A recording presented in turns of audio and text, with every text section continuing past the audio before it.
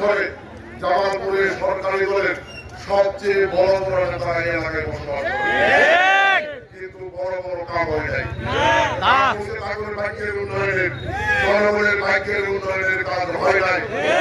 একটু সতর্ক করে দিয়ে যাই, আমরা প্রতিহিংসা রাজনীতি করি না, তারা প্রতিহিংসা রাজনীতি করছে। আমাদের অনেক নেতা কর্মীরা মামলা দিচ্ছে, গ্রেপ্তার করাইছে। আমি একটা নির্বাচনের আগে মসজিদের দোয়ার করতে যাওয়া গেছিলাম, দোয়া চাপা, আমার এই দোয়া চাপারও সুযোগ দেয় না। আমরা প্রতিহিংসা রাজনীতি করি না, আল্লাহর বিচার আল্লাহ করেছে। বিএনপি নেতা কর্মীদেরকে সতর্ক করে দিয়ে যায়, এমন কোন কর্মকাণ্ড করবেন না যেটা জনগণ বা ভোটাররা আপনাদের বিরুদ্ধে অবস্থান নেয়। যদি কারো কোনো কর্মকাণ্ড এরকম হয়, পরিষ্কার মেসেজ দিয়ে গেলাম, বিএনপি জনগণের দল, বিএনপি জনগণের পক্ষে ছিল।